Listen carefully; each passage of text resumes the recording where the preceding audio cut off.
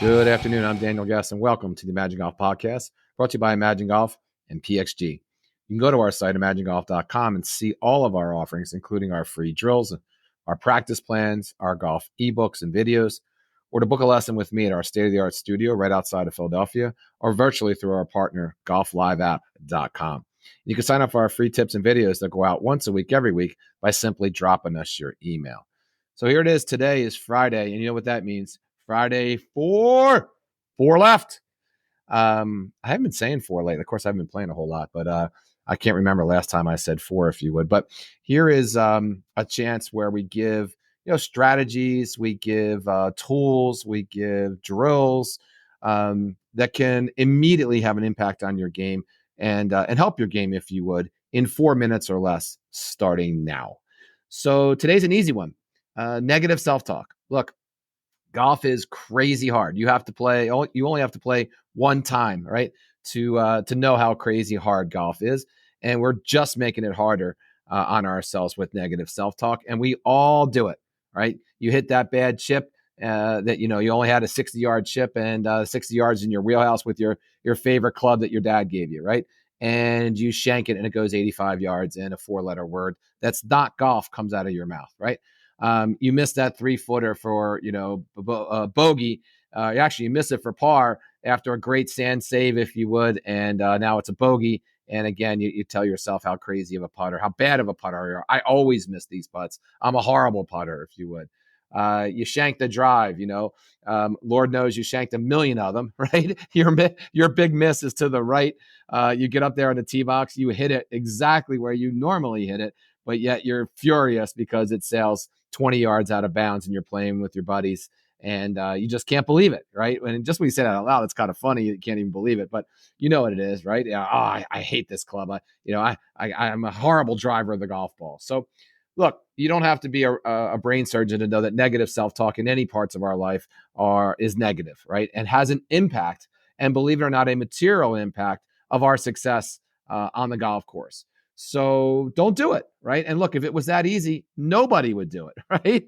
So it really isn't that easy, but it really isn't that hard to stop it, if you would. So according to a bunch of psychologists, if you would, there's really and one consensus. There's plenty of ways to do it, but there's one consensus way of getting rid of that negative self-talk, if you would. And they call it the 3 C's method.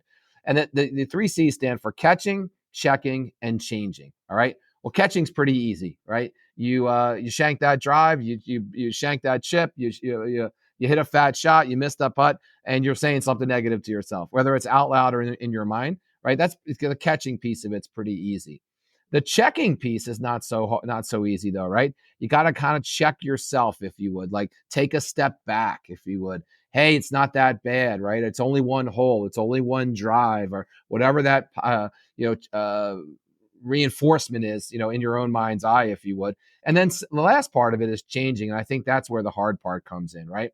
So when negative thoughts arise and you follow that 3-step method, right, you can reframe yourself in a positive mindset, right? So instead of saying something like, oh man, I can't believe I missed that putt, right? I'm a horrible putter, something along the lines like, wow, I pulled that putter head a little bit to the left there.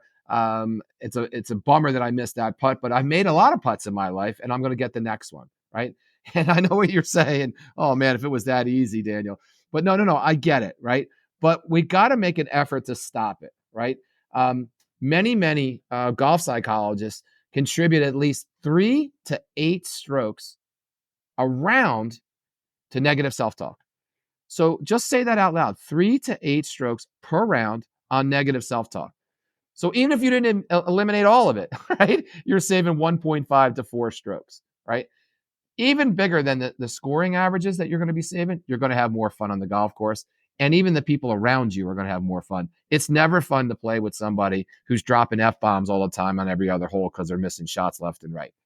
Or they're talking to themselves in the third person, right? All the time. That's the one that always gets me. Damn it, Daniel. I not that I say that, but when people say that, right?